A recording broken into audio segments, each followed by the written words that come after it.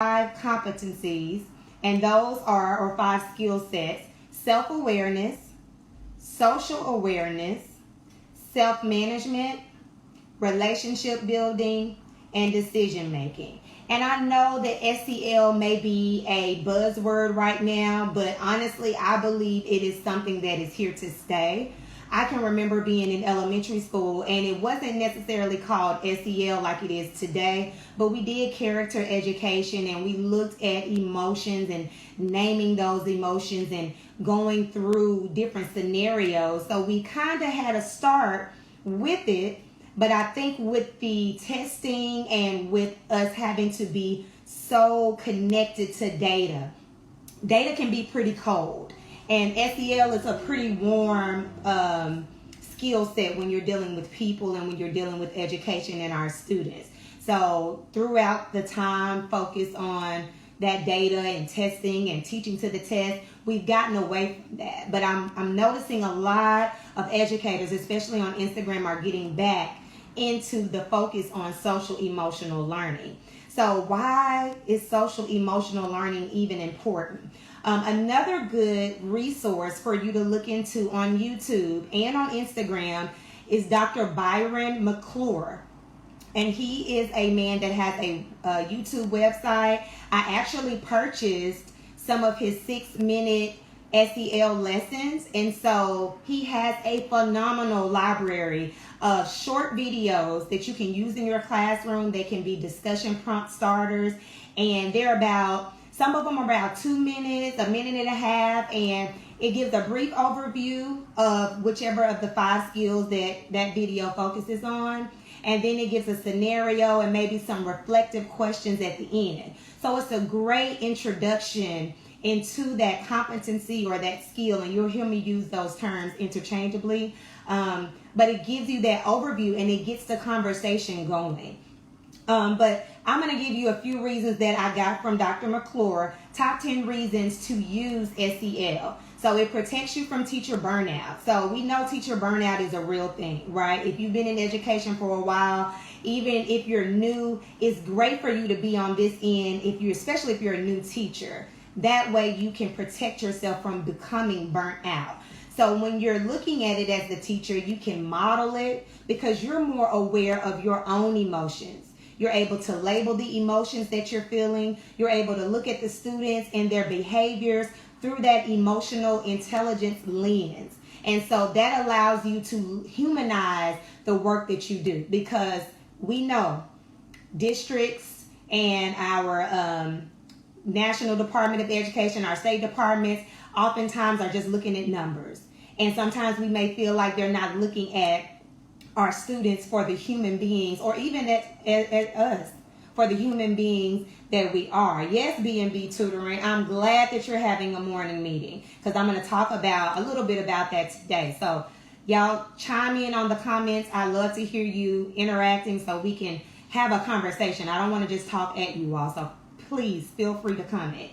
It also teaches us as teachers how to regulate our own emotions. So I guess I didn't introduce myself, but I'm Dr. Melanie Battles, and I have my PhD in reading education. And I introduce myself in that way because I'll talk about components of my dissertation. And I use self-regulation, not specifically SEL, but self-regulation. And with self-regulation, you also are very aware. What emotional state am I in, and how can I maneuver through that emotional state without giving up on the learning task and without walking away from the challenge, right? So as teachers, we can recognize, understand, and label those emotions that we're dealing with. It's also important not only for us as adults, but for our young people. And there are studies that have shown, we have studies from the Aspen Institute and from the Yale Institute, and you can Google search. Just put SEL or social emotional learning studies. Put it in your Google. You'll find a lot of studies out there that show the positive outcomes that using SEL in your everyday instruction or your everyday relationships with your students, it really does help. So you must incorporate it as an adult into your own practice. There was a study from the Yale Institute that showed when teachers try to just use it as a teaching tool but didn't use it themselves and didn't model it themselves, it had a worse effect on your students. And we know our students have been, even us ourselves, with COVID pandemic and with the racial pandemic, we have been through a lot, and there is some trauma that we have to still work through, especially going back to school for those of us who have to go into the physical building. Some of us may be feeling anxiety. I'm hearing about what to do if this happens, which is crazy that we have to think about it like that, but that is our reality, right? Okay. Sorry guys, poorly. So let me move.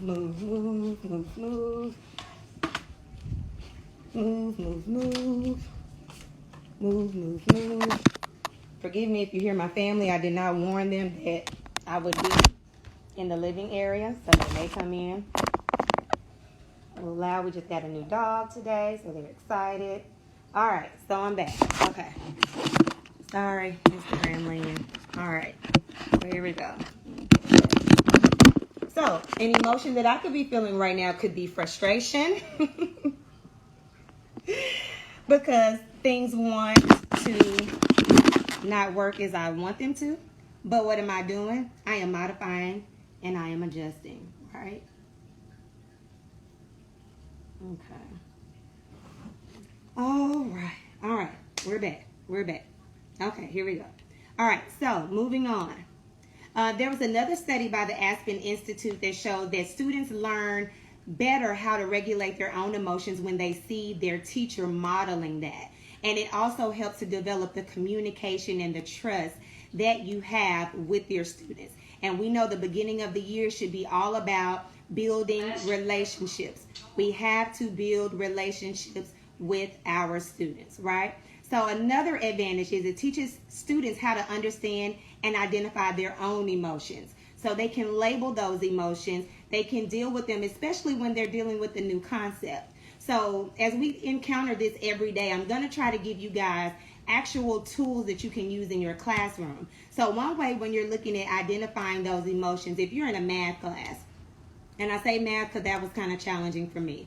If you're in any STEM class, because I know oftentimes in the literacy-based classes, whether it's social studies or whether it's English, we can look at text and we can really dive into character analysis, and SEL fits in perfectly, right?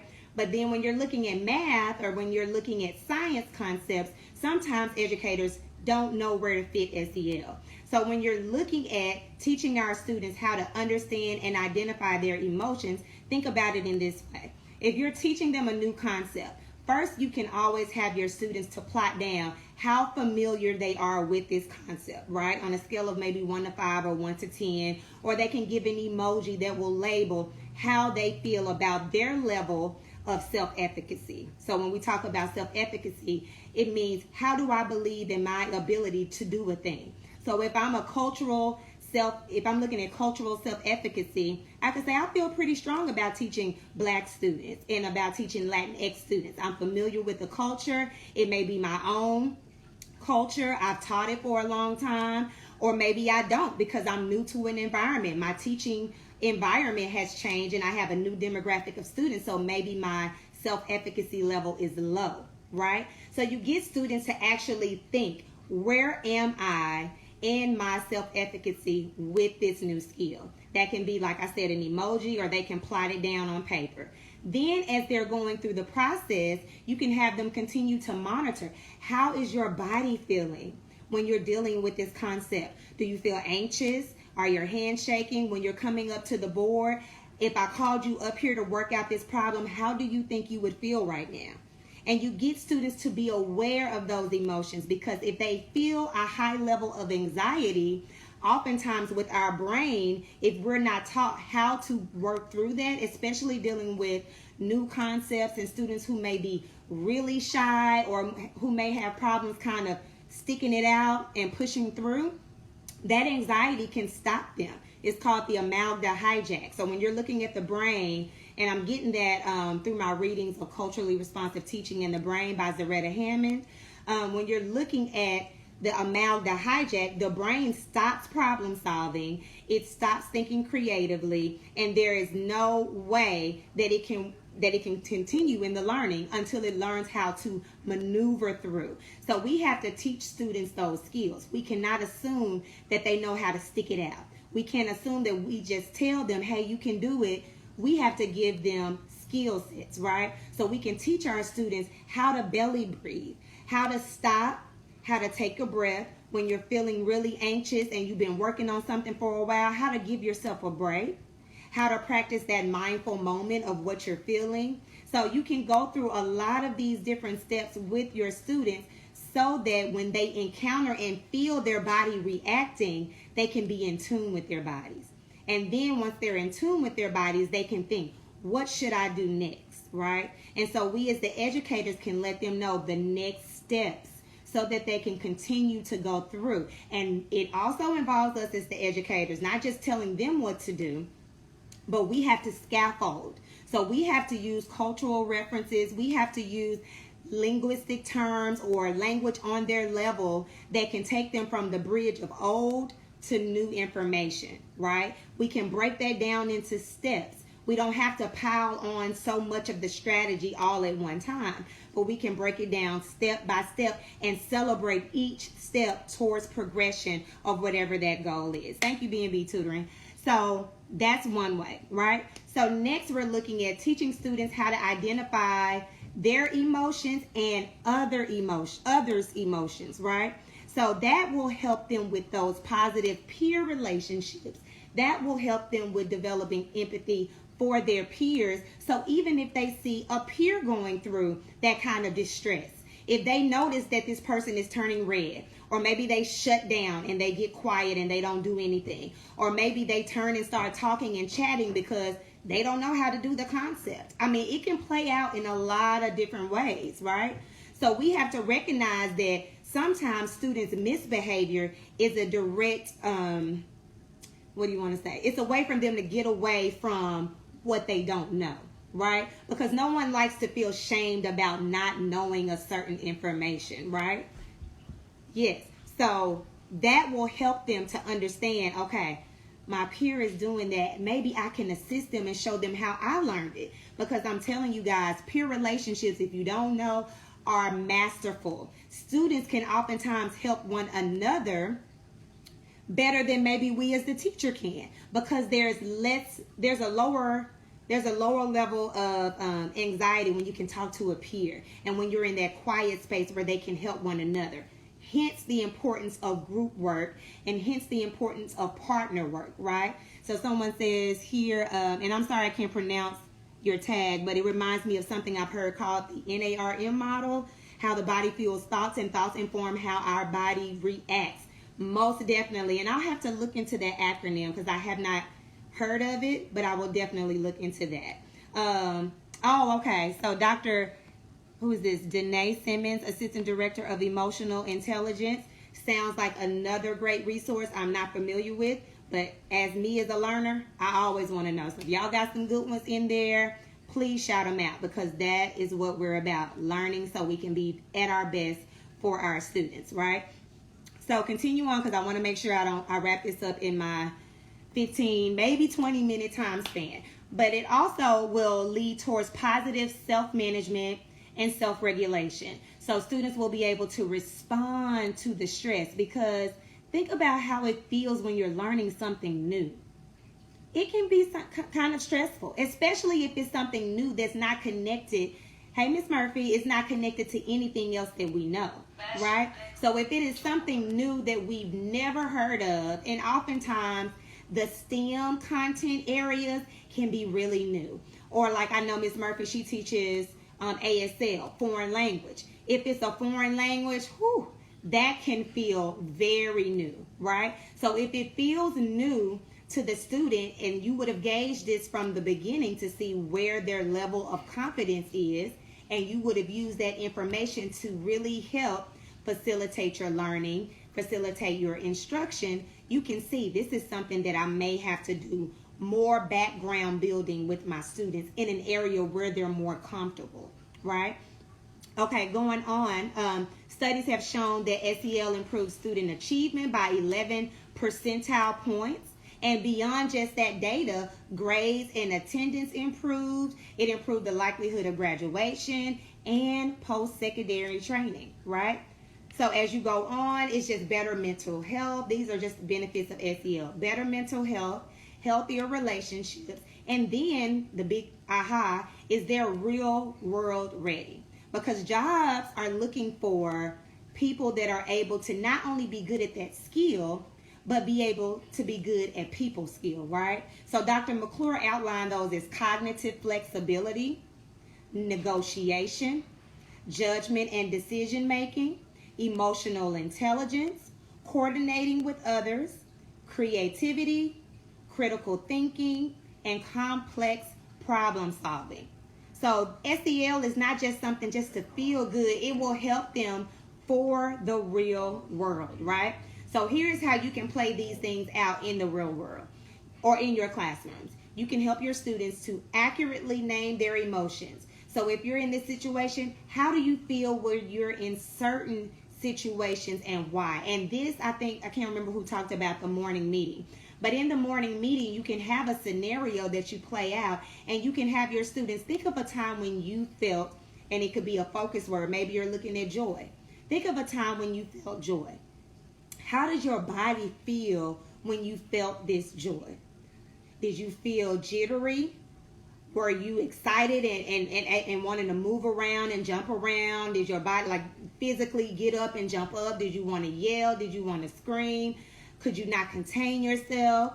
You can get them to really chime into how is your body responding when you felt this emotion. That can carry over into literacy. So if you're looking at a text, how do you think the character felt when this situation happened? And for all of my English or literacy reading teachers, you know, when you're looking at character analysis, that's a big part of our Common Core standards. Analyzing the character. And then thinking about even why the author created the character in this way. Why did the author create this sort of context, and what does it mean, right? If there's a character and you're looking at their analysis of their feelings, how would you feel if you were in this situation, right? And if those emotions are different, because some of your students may say, well, I wouldn't have cried. Like, that's no big deal to me. I wouldn't have felt this way. So if you wouldn't have felt this way, why do you think you would not have felt that way? Have you been through situations where you feel like you built some tough muscle? Is that a situation that's not very sensitive to you? And why not? So you get students to really chime in and think on those types of thoughts and those types of awareness, really labeling emotions. And this is great even for building their vocabulary, because if you're looking at joy and we're looking at writing, right, you can look at the synonyms and get them to build the span of their vocabulary through some words they may not be familiar with. But if you're focusing on this word for this day or this week, you can look at synonyms for joy. And then they can bring in those words into their writing. And then they use them more and more. So not only are you expanding student vocabulary, but you're deepening their comprehension of writing and when they read these words. So those are just some different ways for you to use those. Someone was talking about a morning meeting. Morning meetings, you can have these discussions with your classes. And they don't have to be morning per se, because I'm a middle school educator. Some of us are high school. So if you're in those settings, it just may be the start of the class meeting, right? But you're engaging in that meeting setting, whether you're in a circle, which may not be possible with COVID, but you're in this space where students are allowed to express and really dive into their emotions, looking at historical text, and maybe looking at how people in history have persevered through very adverse challenges and situations. Representation is important here.